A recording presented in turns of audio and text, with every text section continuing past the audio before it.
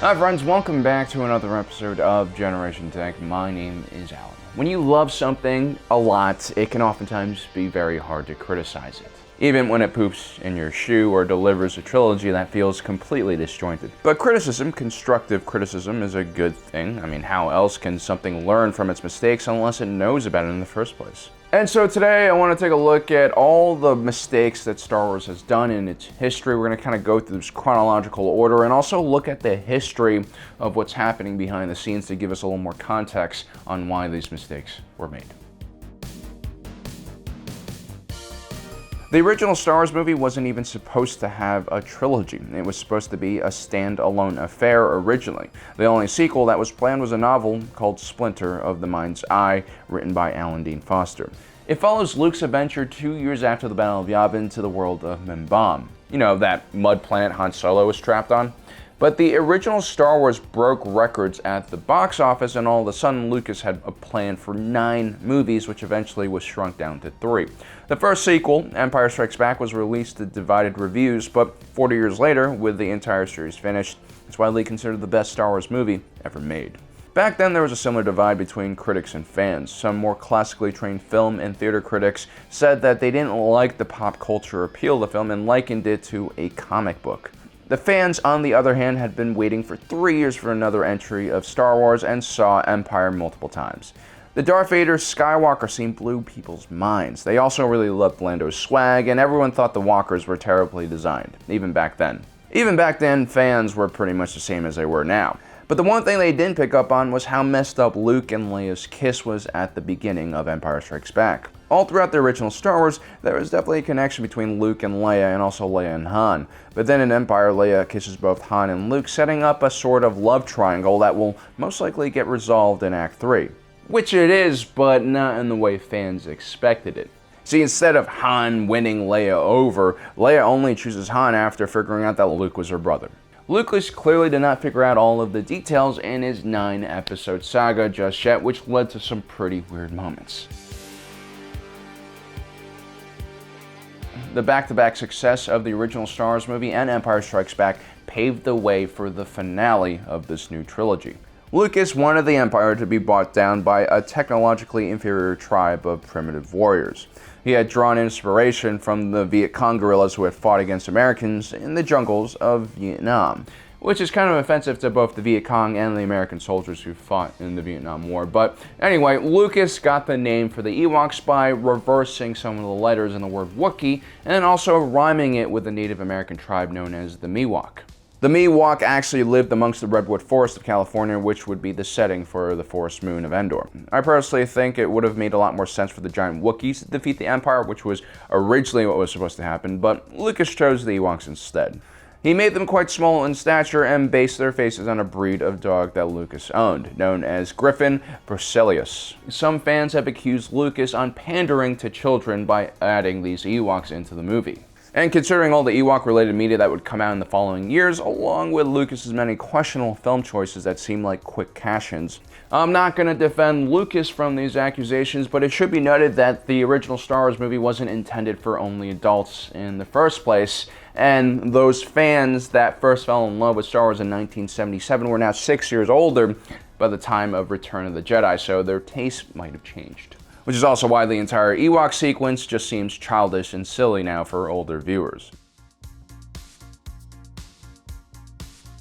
Now, the reason why Lucas dialed back the 9-movie idea to just 3 was because this entire process of making Star Wars was really starting to affect his family. He was basically gone all the time and constantly working.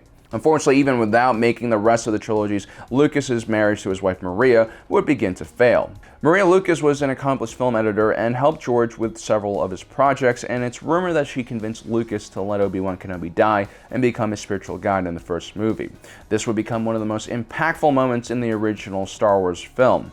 It's a theme that would also be repeated even in the new sequel films 40 years later, so she definitely had a big impact.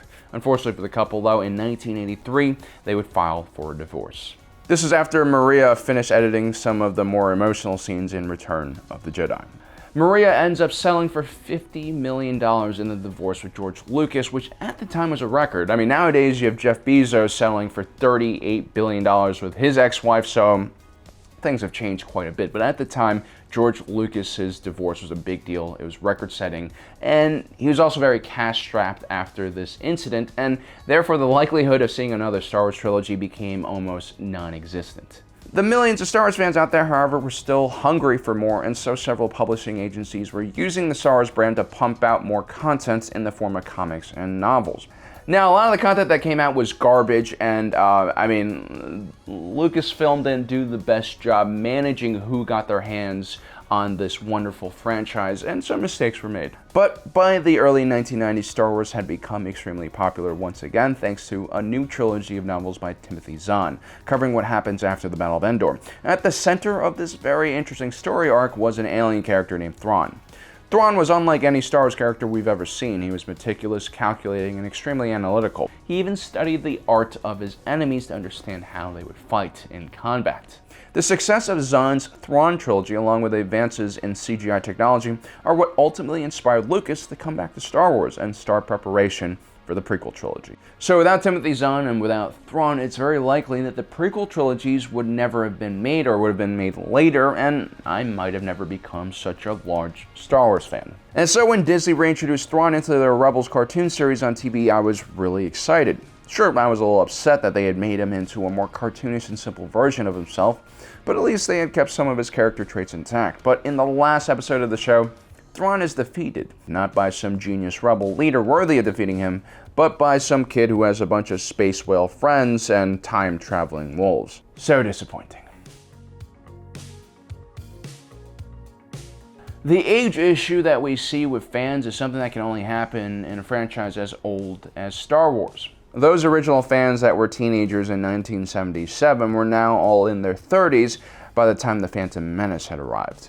Lucas was an artist and a filmmaker, but he was also a very savvy businessman who always knew how to maximize his profits. And any good business person knows that you can't always depend on your original fans. As time goes along, you have to attract new audiences and rebrand yourself to attract those new audiences. When Lucas first agreed to make the original Star Wars, he negotiated for the merchandising rights for the movie, and that's ultimately what made him billions. All Lucas had to do for the merchandising rights was to defer an additional $500,000 directing fee. 20th Century Fox at the time had no idea what Star Wars was going to turn into. And so they were probably shocked when in 1978 over 40 million Star Wars action figures were bought for a gross sale of $100 million. While adults do buy action figures every now and then, the main target audience is kids, and this has always been a part of George Lucas's plan. And so as George Lucas started putting together the concept of the prequel trilogy, he also made it clear that they needed a humorous character to appeal to the younger audience members. Which is where we get this very famous quote. Jar Jar is the key to all this. Of course, Jar Jar ended up not working all that well for the same reason why people don't make Buster Keaton-style comedies anymore. The physical type of comedy was just a bit too old-fashioned, and Jar Jar was also over-the-top, silly, and annoyed a lot of audiences. The criticism didn't end with Jar Jar, though. The prequels were not well received, especially the first 2 episodes, and a lot of that was because of the clunky dialogue and some not-so-great acting by some of the main characters. You see, George Lucas was an auteur, sometimes. An auteur in movie making has enough star power to essentially control all the decisions being made about a film. A true auteur like Wes Anderson and Quentin Tarantino will make very distinct and unique looking films that couldn't be mistaken for any other director's work. George Lucas had directed the original Star Wars movie as an auteur because it was kind of an indie film. But for Episode 5 and Episode 6, he was more of a producer and focused more on the special effects. The studio ends up bringing Irvin Kershner to direct Empire Strikes Back and Richard Markin for Return of the Jedi. While George Lucas was clearly a talented filmmaker, his weakness was directing actors in dialogue scenes. Lucas is terrific at creating worlds, visually beautiful images and epic scenes. He loves technology and special effects, but one of the major criticisms of the original Star Wars movie was that a lot of the dialogue was wooden or too over the top or had pacing issues. It was almost something you might expect to see in a comic strip.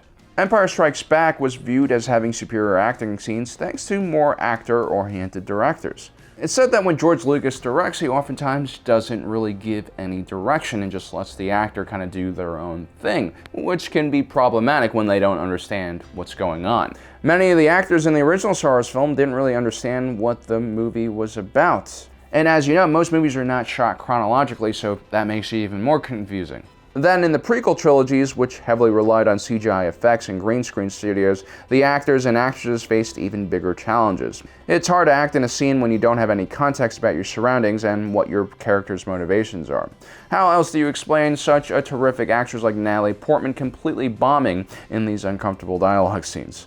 Well, some of this has to do with another weakness George Lucas has, and that's his casting abilities. Well, it's hard to fault someone as young as Jake Lloyd for having a bad performance, especially when we know that Lucas wasn't great at directing actors. Choosing Hayden Christensen for the role of Anakin Skywalker was a bit more problematic. Again, bad dialogue and no direction is terrible for any young actor, but there clearly were better choices for the role. Hayden also clashed with Lucas over the way Anakin acts in Episode 2. Hayden didn't want to portray the young Jedi as an angsty, whiny teenager, but George Lucas refused to change the script. George Lucas was actually in the right place at the right time. You see, he was an amazing visionary when it came to creating new worlds and implementing technology into special effects to create amazing visuals, but he was not the best classically trained director, not by a long shot. But it didn't really matter in 1977 because sci-fi was considered a lower genre at the time.